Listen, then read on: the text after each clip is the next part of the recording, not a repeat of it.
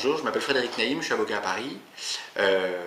Cette vidéo a pour objet en réalité de voir dans quelle mesure et pourquoi on a besoin d'un avocat fiscaliste. Pourquoi quand une entreprise rencontre un problème avec l'administration fiscale, elle a intérêt à rencontrer un avocat et le mieux un avocat fiscaliste. C'est tout simplement pour deux raisons. Tout d'abord, un avocat fiscaliste va avoir une compétence technique. Il va avoir le jargon, le langage vis-à-vis de l'administration fiscale pour comprendre les questions qui vous sont posées, les demandes qui vous sont adressées, et pouvoir organiser avec vous d'abord la traduction de cette question et l'organisation de la réponse. Ça, c'est le premier volet. Et ça fonctionne à tous les stades. Au stade du contrôle, avant même le contrôle, vous faites l'objet d'un droit d'enquête ou d'un droit de communication, vous avez envie de savoir pourquoi, on vous donnera une idée, on vous expliquera pourquoi et quelles questions et quelles recherches peut-être est ciblée par l'administration fiscale. On le fera au stade du contrôle fiscal, bien entendu, et on le fera même après le contrôle fiscal, notamment dans l'organisation d'une réflexion autour d'une transaction. On ne va pas voir l'administration fiscale en disant, voilà, vous me demandez 200 000 euros, je vous propose 50 000 euros, comme si on était dans un marché où toute négociation serait complètement ouverte sans support technique. La négociation peut exister, mais elle a besoin d'un support technique. L'avocat va en réalité constituer ce socle permettant d'avoir le support technique pour échanger avec l'administration et trouver les moyens de s'entendre. Ça, c'est sur l'aspect technique.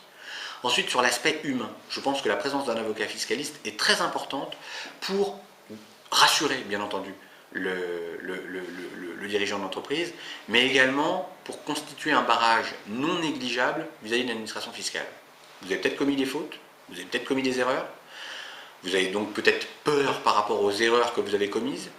Maintenant, un avocat va vous dire très rationnellement les chances de succès, les degrés de gravité de votre faute par rapport à votre dossier.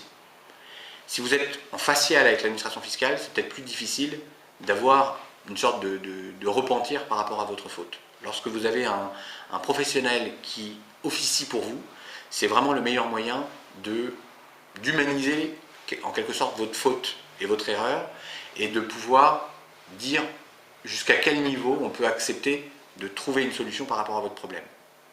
Déterminer en gros les risques, déterminer le coût, voir si l'un est compatible avec l'autre, et en fonction de ça, trouver une négociation ou au contraire aller au contentieux. Voilà pourquoi il est important de prendre un avocat.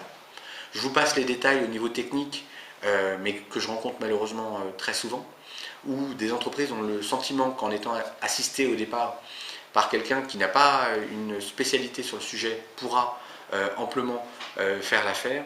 Souvent on se rend compte malheureusement qu'il y a des erreurs qui ont été commises au départ du dossier qui rendent la défense extrêmement fragile et extrêmement difficile, alors que si on avait pris le dossier dès le départ, on n'en serait pas là.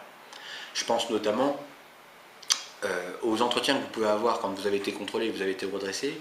Vous avez le droit à un entretien quand vous êtes une entreprise, notamment avec le supérieur, avec le directeur divisionnaire, avec la commission départementale. Ces trois étapes-là sont des étapes cruciales où l'administration est vraiment là pour vous écouter et essayer de composer avec votre dossier. C'est des épreuves et des dates qu'il ne faut pas manquer. C'est des rendez-vous où il faut aller équiper, assister par quelqu'un qui a une parfaite connaissance de la mesure. Voilà, j'espère que cette information vous sera utile. Je vous souhaite en tout état de cause bon courage dans votre épreuve et n'hésitez pas à consulter un avocat et, si possible, spécialisé en matière fiscale. Voilà, bon courage à vous.